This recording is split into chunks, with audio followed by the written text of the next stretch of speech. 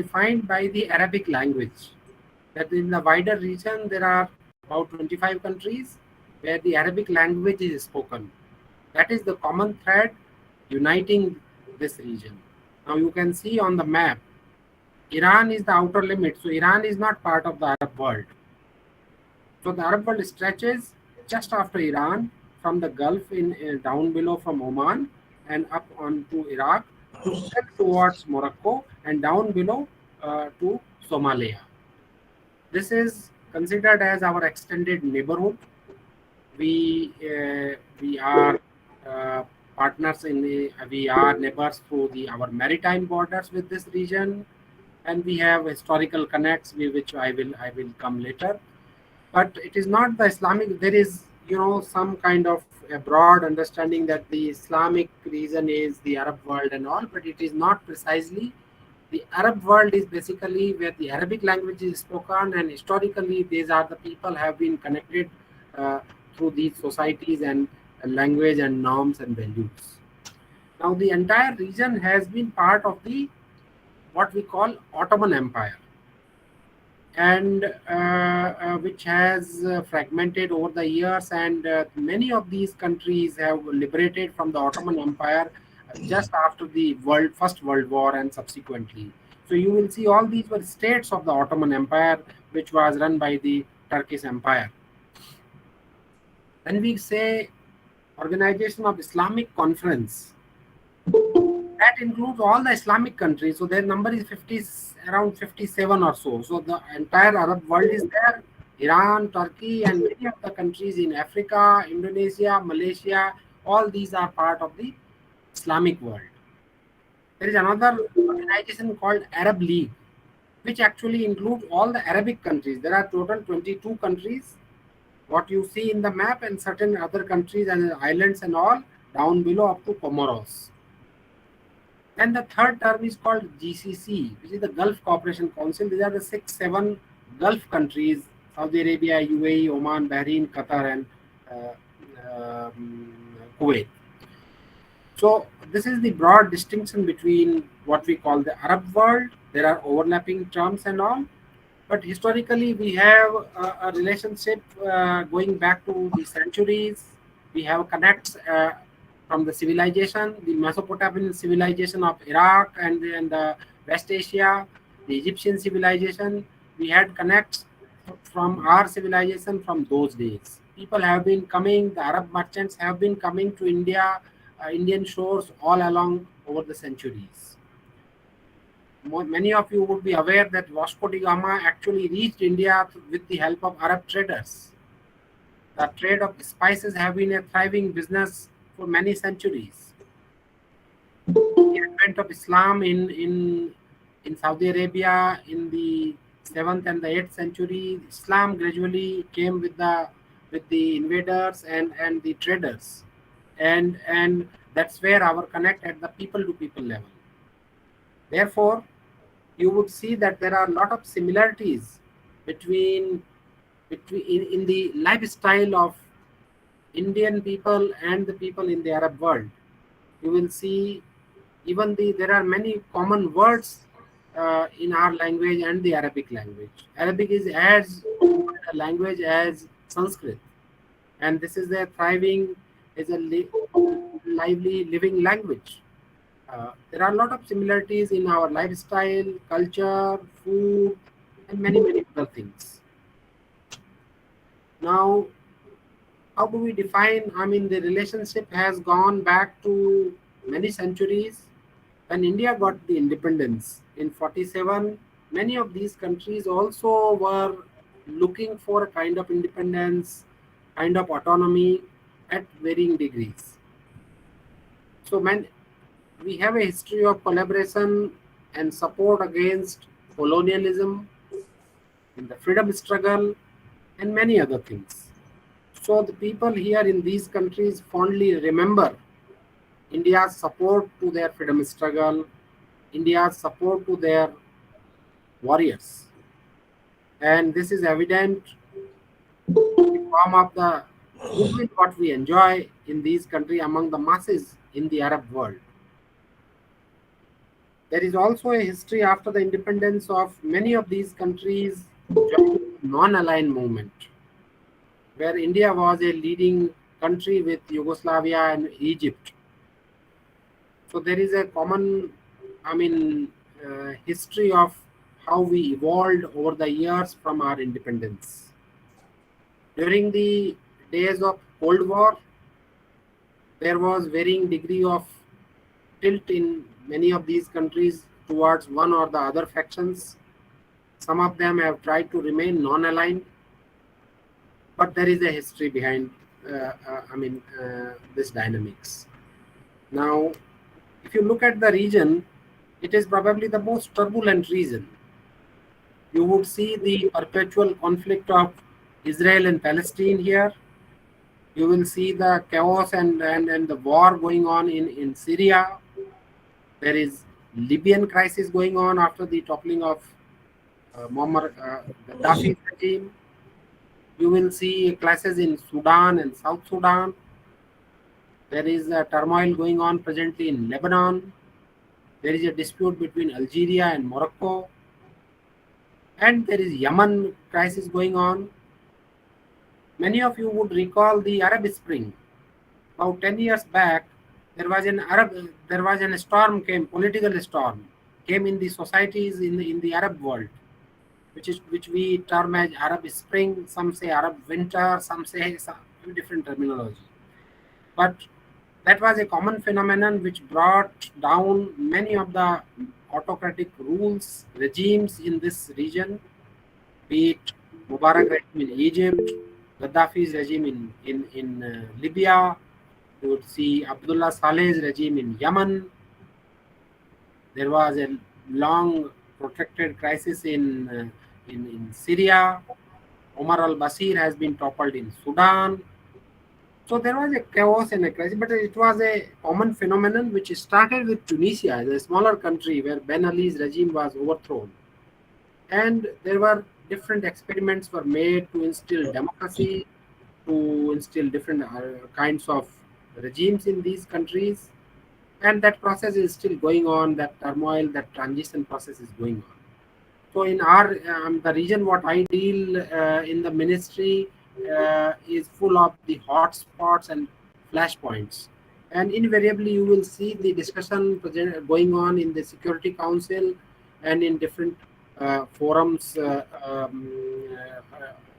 at international level. Now, how India sees all these conflicts and the hotspots, we have a policy of non-interference. We are in the favor of de-escalation of the situation, as you would see in the present ongoing crisis between Russia and Ukraine also. We have not been, I mean, imposing the concept of democracy, exporting there. We have actually tried to maintain a balance between various rival factions. And this has been our consistent policy, be it between Israel and Palestine, be it between Saudi Arabia and Iran, or any other country. We have always encouraged direct dialogue and talks between all the stakeholders involved in the conflict. And we have always emphasized the importance of sitting together on the table and finding a solution in a diplomatic manner. Uh, and with that in mind, we have managed to progress our bilateral relations structurally towards, uh, at the same time, safeguarding our core interest involved with these countries. And I think the policy has worked very well. We are respected by all the factions. I have served in a country like Iraq, and I can tell you that India is regarded very highly among all the factions, be it Sunnis or Shias or Kurds, and I have traveled all across. I mean, India has enjoyed because of its this foreign policy, the unique balance what we have tried to maintain, that we are seen as friends of everybody. Uh, so this is broadly our policy towards all these hotspots and all these countries.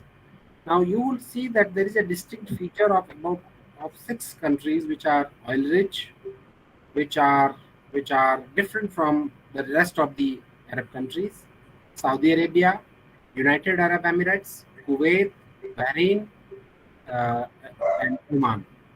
Now, and Qatar. These are the countries where which have developed over the years a huge infrastructure with the support of Indian workers and Indian professionals.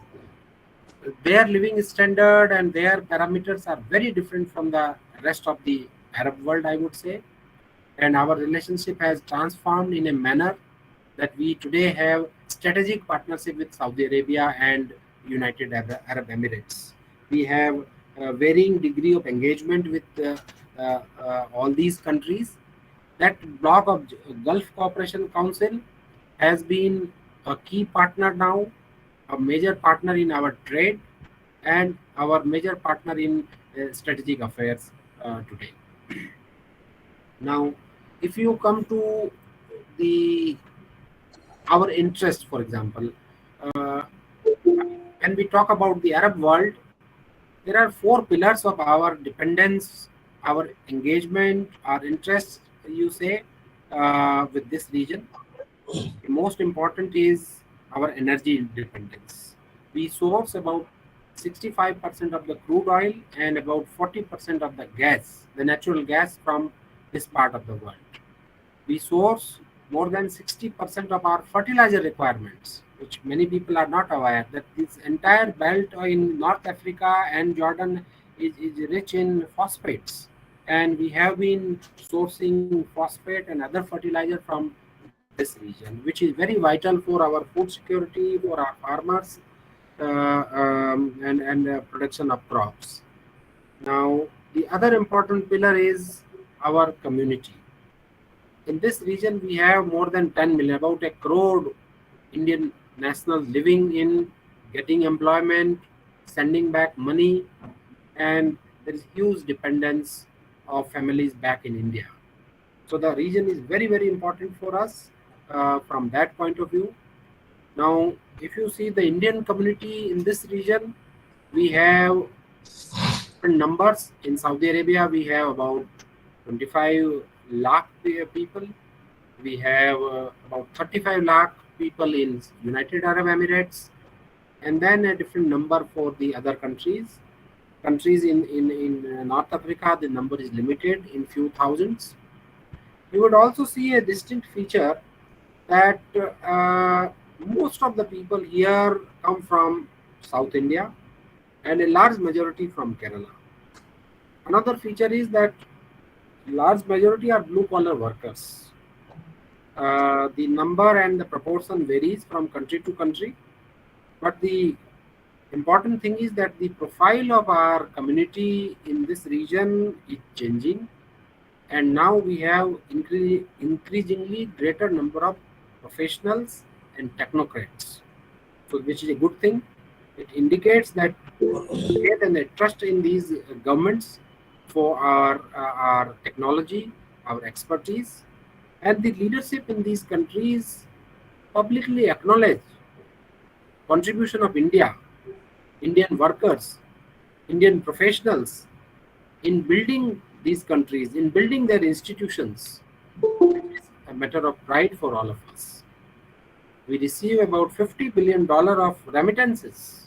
It's a huge amount coming back to India, and on which a large number of people, their families are dependent. You would see that in some parts of our country where there is a large number of people in this part of in the Arab world, back home, kind of houses, kind of infrastructure, kind of living they enjoy, they are thriving on this money of remittances. Another important pillar is the investment. We receive a huge chunk of investment from the rich Arab countries, particularly from the Gulf, and they have invested heavily, directly or indirectly, in our major companies and projects. The amount is more than 15 billion US dollar or even more. Sometimes we are not in a position to calculate and estimate the precise number. The another most important pillar of our engagement with this region is trade. We have trade of more than $170 billion, a huge amount. We have, hello, Sometimes your voice is breaking, sir. right, right. I am speaking slowly precisely because I understand that Now it's okay. Now it's okay. sometimes I understand sometimes there is technical glitch. Internet has not been great today in Delhi, but I'm It's trying okay, to speak slowly to so that everyone can hear. sir. Uh, so the trade is more than $170 billion, and you would understand that UAE is our third largest trading partner after USA and China, and there is Saudi Arabia. So even if and I'm not talking about only oil, there is non-oil trade. And the reason behind that is that all these commodities go to places like Dubai, and from there they are re-exported. So a large chunk of indirect trade we have with countries in Africa, countries in Central Asia, and in the wider region. So it's a very important trading hub for us from the economic and commercial point of view. So the region overall has a huge significance for our economic prosperity. Now, I will go to the political engagement. You will see that has India has received a very good support from these countries in multilateral forums. They all support India's candidates, India's issues, priorities raised in UN Security Council, in UN other forums, Human Rights Council, wherever we are, they have been highly supportive to us. Our Prime Minister, since taking over, has actually focused on the region and transformed the relationship. Today, we have strategic partnership with UAE and Saudi Arabia. We were the biggest, if you follow the news, the Dubai Expo and all, we had the biggest pavilion. Kind of traction we are getting is immense today in these countries, which was not the case some years back.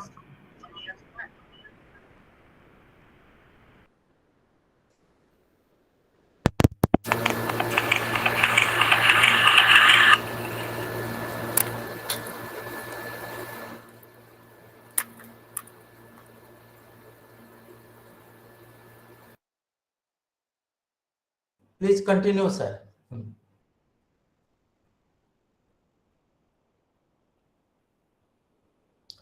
Uh, you are muted probably. Uh, please, yes, Right. yes. So now this is all we have been doing. I have lived in the region and have seen that India is a very important factor in these countries. We are not politically involved, but economically in building of these countries in the Arab world, we have played a very important role, and this is why we enjoy we enjoy immense goodwill when it comes to the workforce, technocrats, professionals. These governments, these companies, they prefer the Indians over anybody else.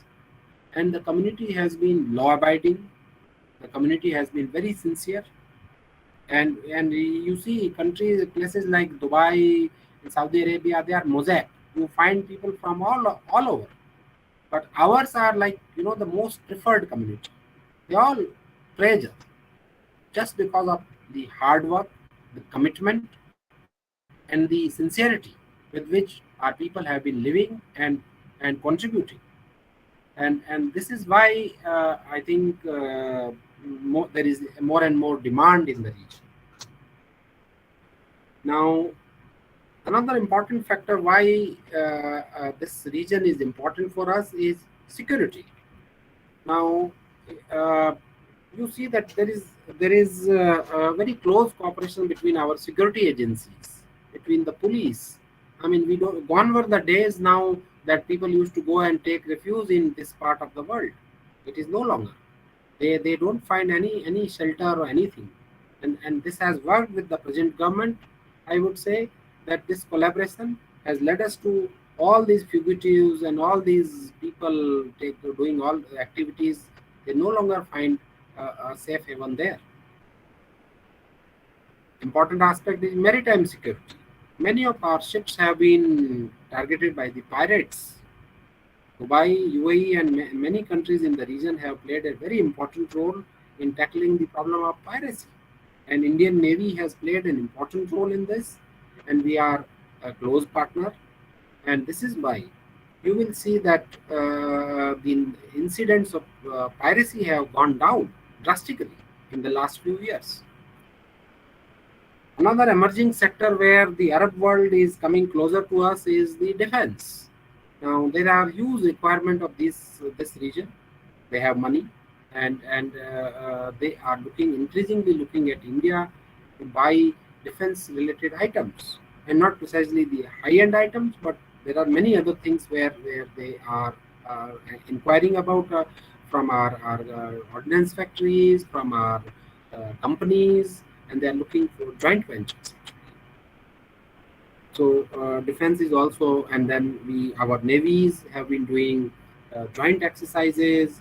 Army has been doing joint exercises with these countries, the armies, and bring mutual trust and confidence.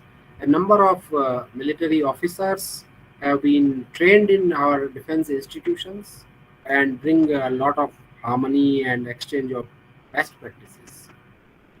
In addition, if you go to the economic sectors, India's pharmaceutical industry is world known. We are known for affordable and good quality medicines, and our companies are getting increasingly foothold in the pharmaceutical sector in this part of the world. Many of our companies are also into food processing, and as you know, the climate in this part of the world, they are looking for food commodities, agriculture commodities, fresh up food items, and all. And many of you would be aware that a number of ships and flights go to every day to the Gulf region, particularly, and you find all Indian products around there. So there is a huge, interaction, engagement.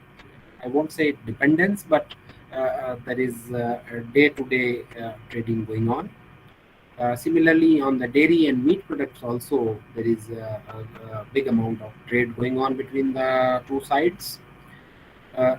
We are involved in many of the infrastructure projects in the Gulf region. Past times, many of the bridges, railway network, power plants, steel plants, uh, our public sector undertakings, our companies have played a very vital role in these countries. Uh, in addition, uh, we have, at government level, we have been doing various things. For example, in the COVID pandemic, we have supplied medicines, we have supplied vaccines, and when back in India we had the second wave, some of these countries actually sent their, supplies, humanitarian assistance to us also. As you know, there are I mean, places with a lot of turmoil and all. So India has been organizing limb camps. We have been doing this from time to time in these countries, and we earned a lot of demand and goodwill from the Jaipur fort and other technologies we have been doing. India is also involved in the vocational skill development, and we have set up some vocational training centers in these countries and in larger Africa also. We have set up IT centers in some of the countries. India, they They say that India is known for IT and IT related technologies, so we have been doing this. Most recently in Syria, in Damascus, we have set up an IT center, which is highly appreciated by the local government. Similarly, we have been our ships have been going to these countries. We keep on sending food grains, rice, wheat, and other things from time to time. We have set up some solar power plants in these countries. Steel plant in Syria, we have a line of credit. So steel plant and a power plant has been being set up in Palestine, which is a area conflict zone. India is doing so many things. Our prime minister visited the first prime minister to visit the state of Palestine. So we have set up several schools there. We have set up a women empowerment center. We have announced to set up a diplomatic academy. We have been doing printing press there for their currency, hospitals, so many things we have been involved. Also, India has this Pan Africa E network, which we call Arogya Bharati and Vidya Bharati scheme, under which is like telemedicine and teleeducation, which have many a large number of people have benefited out of this in this region. So overall, we government of India has been involved in this process for a long time. At private level, I think many of our companies have gone and received a good response. They are doing their bit at different levels. So overall, I think we this region is not very far. It is very important. So the security of our oil trade, of our ships, merchandise trade remains intact. It is very important to have stability in the region. We have been making all efforts uh, at bilateral level, at multilateral level, international forums uh, for for the well-being of the people around and bringing peace and stability. But we have not been interfering. We have not been involved directly in in their conflict, in their fight, in their differences and all. And I think that is our strength. We have been doing it for a long time. I just want to briefly also touch upon the Israel factor for the information of the, the colleagues, younger colleague friends here, that Israel is an entity, maybe most of you are aware from 48. So the recent trend is that increasingly many of these countries have normalized their relations with Israel, and that is called Abraham Accords. Recently, in the last 2 years or so, many of the Arab countries where otherwise it was like untouchable for them, they have come closer. And because of that, UAE has signed the Abraham Accord, Bahrain has signed, now Morocco has also signed, Sudan has done. So, and getting more and more acceptability in the region, which is a good thing because which will come down the conflict in this region. Israel has been a military power and has expressed and has showcased their power. We have a very close relationship with Israel, again, a strategic partnership.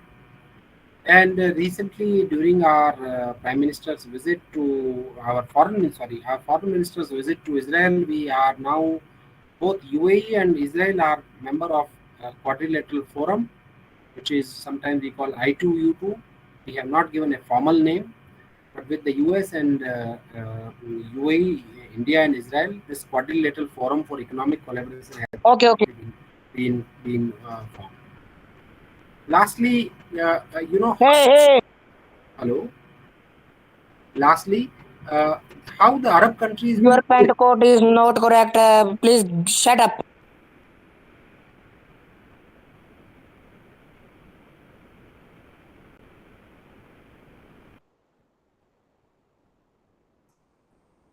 Sir, please continue. Some disturbance there, sir. Please unmute yourself, sir. Please unmute. Welcome, sir. Good afternoon, sir. Who is this fellow? I am your father, sir. You don't know. Uh,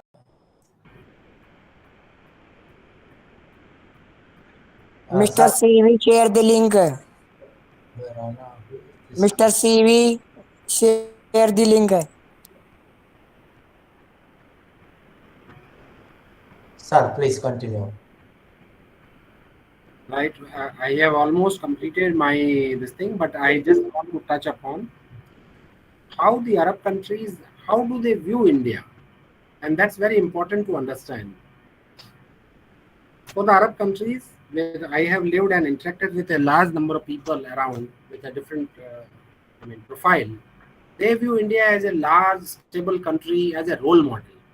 They see a lot of conflict in the region, and they say that it's a pluralistic society, all kinds of people with so much of variety living together in peace and harmony. And these countries, many of these countries want to, and the people particularly want to see their countries like India, and that's very important, and that's very soothing experience. They see India as institutions, as a role model. They want to build their institution like India, and say that, this is something which they can learn from. For them, India is a place for good life. Many of these people, they send their children to India for higher education, for advanced medical treatment. And my experience has been that, you know, the flights coming from countries like Iraq are like air ambulance. They're full of patients coming to India for medical treatment. That speaks about our strength. Their trust in India's healthcare system. So overall, I think with India, they have a very close bondage. They fondly remember and they fondly follow the Bollywood movies. They have a very big follows. They are big follower of Indian culture, music, and overall Indian ethos and norms, values of Indian way of life. Mahatma Gandhi has a huge following in the Arab world. There are all kinds of books translated into Arabic, and they see this again as a something uh, icon of peace, non-violence in the turbulent region, something very worthy and very relevant in their region. So in brief, I have tried to touch upon how the Arab world see what is Arab world, how our relationship has been, what are the areas of importance and all. I'm open to an interaction which will be more meaningful because I really don't know what kind of interaction you would have expected. I have just tried to touch base and put it in nutshell how we see in Arab world and how what is our perspective and how Arab world sees us. I'm open to further interaction, further questions or what observations, if any. Thank you, sir. Thank you very much. Actually, you have touched almost everything, starting from the Ottoman Empire to the economic diplomacy, the energy sector, security, piracy, and India's position vis-a-vis all these countries. You have touched very nicely. And I think we have got a lot of distinguished audience. Madam Akelo, do you have any question, madam? Madam, yes, you can unmute yourself, madam, if you please. Yes. Can you hear me now? Yes. Can you hear me now? Yes. No, I did not have a question. I was only clapping in approval of the delivery. That's all. I wanted to congratulate him on that very clear delivery and thank him because he has opened my mind. The way that I have seen India and the way India is viewed by the Arab countries is more or less the way that Africa views India, a very strong partner who is coming more center stage more and more as we develop the new relationships between us. Thank you very much for that delivery. Thank you. Excellency. Thank you, Excellency. Thank you. Brahmadev Patnaik sir, have you got any question? Yes, sir. Good evening, sir. There is no question. The talk has been very, very illuminating, at least to me. because Arab and Israel fought almost 3 to 4 wars Indeed. when we were in school, 67, 73. And sir, my query is that by what strategy India could manage a good relationship with Arab, North Africa, as well as Israel? How India could manage it for a long time when the Arab and Israel were not looking at each other. Now you see that India has been a role model in the entire area. So for a long time, how India could manage a good relationship with Israel as well as with the Arab world? What Right. is the strategy? Is it Right. only non-alignment or something else? No, I mean, as we discussed, it is the non-interference. We don't get into politics. And from Israel also, like we are looking for a good agriculture technologies, water technologies. We are looking at the development issue, economic and commercial partnership. With the Arab world also, we don't get into their politics. They are all autocracies. Most of these countries, well, we don't get into their political system. We don't. Our people do not have voting or anything involved in the process. So all these countries, they do not view India as any kind of threat or any kind of disturbing factor. And Indian community also is very peaceful.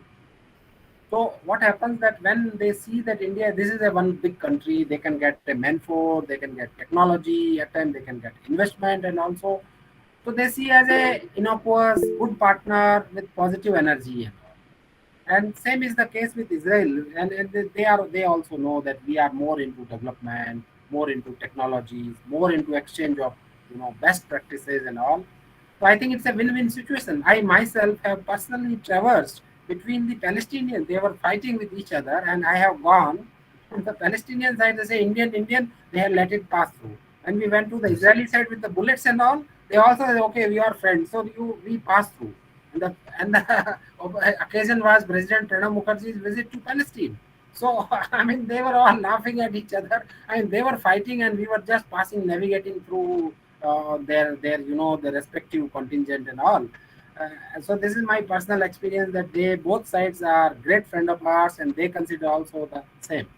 And we have been managing this. This is amazing, but this is true also. That is Thank you, skill, sir. real Thank skill. you.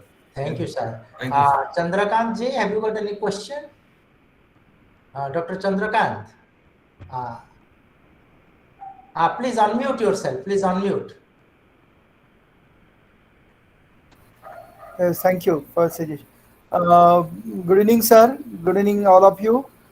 I feel honored to be invited for this meeting, and the credit goes to Nachiketa Sharma. He's the one who invited me, and I'm very happy to be here with all of you.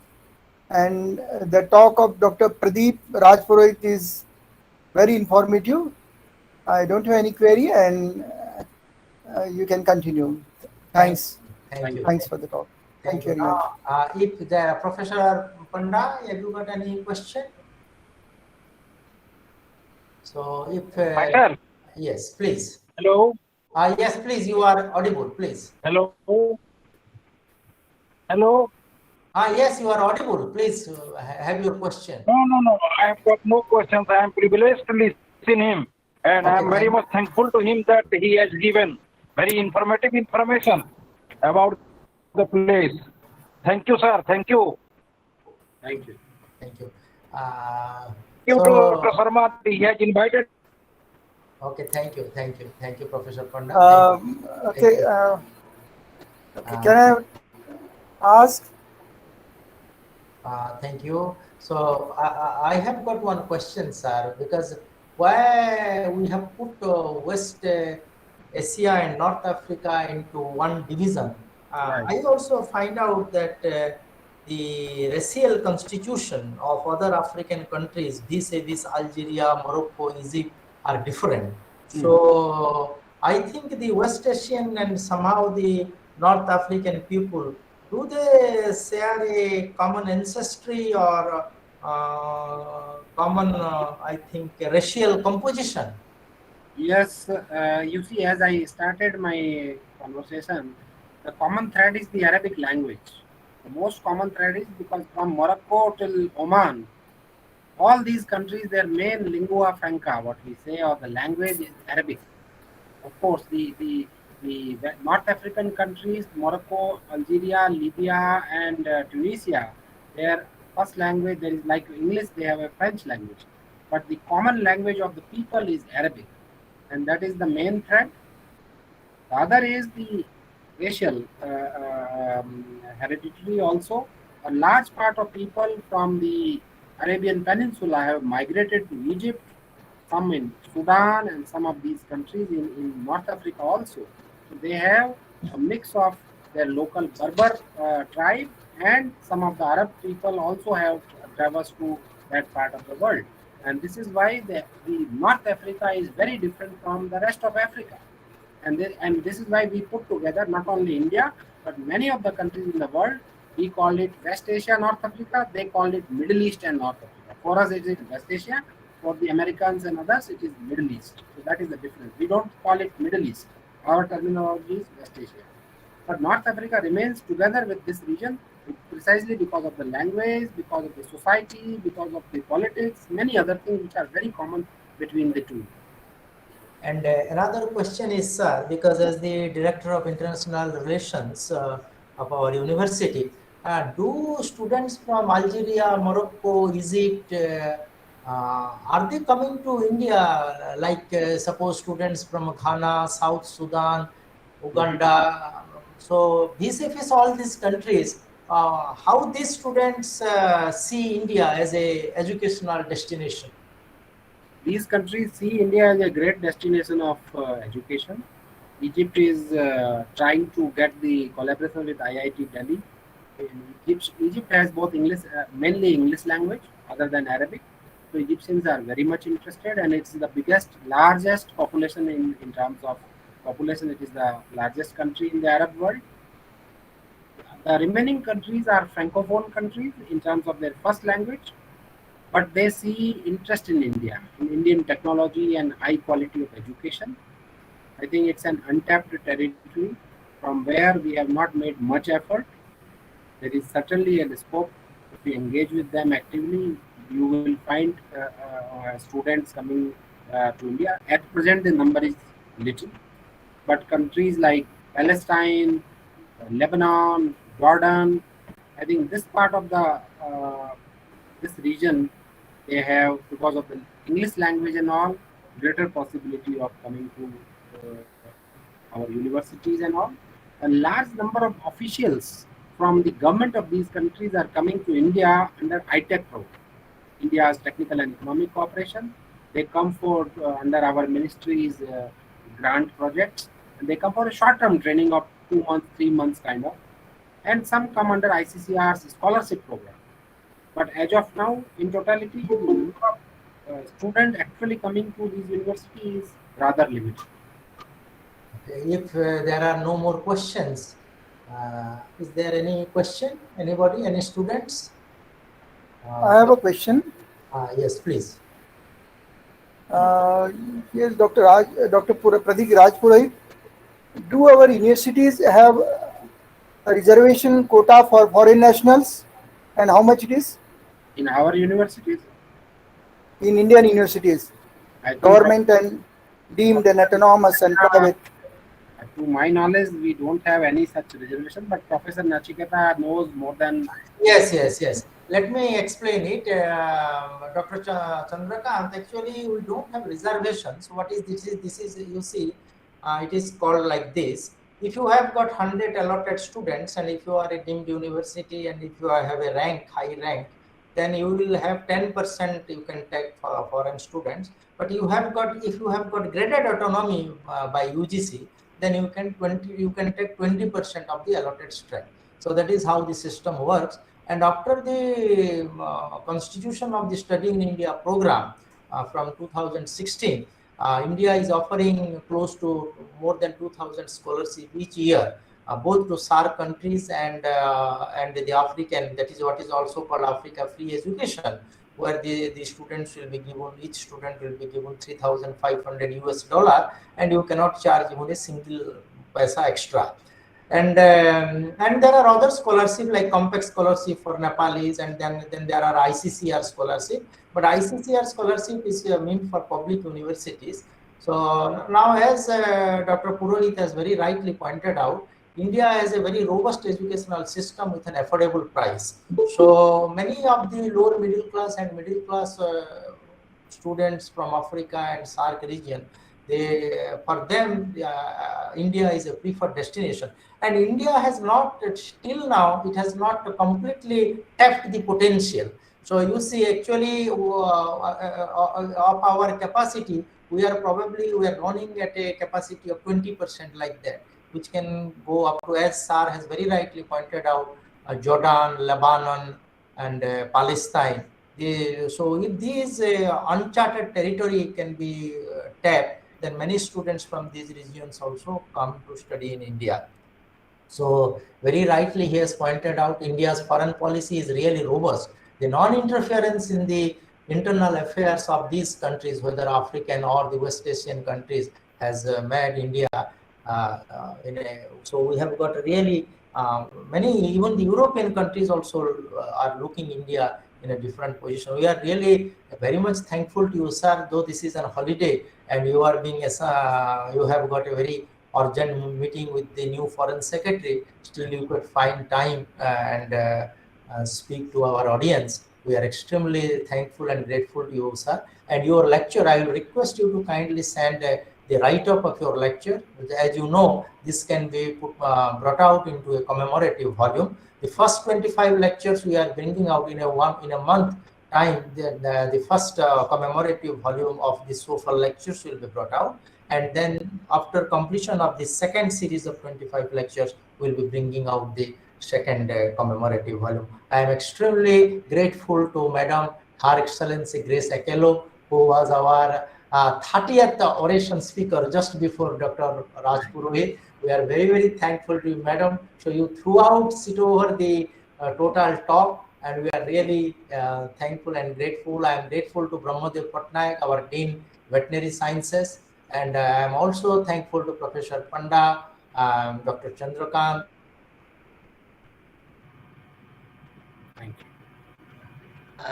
Thank you very much, sir. So my salutations to you. Thank you very much.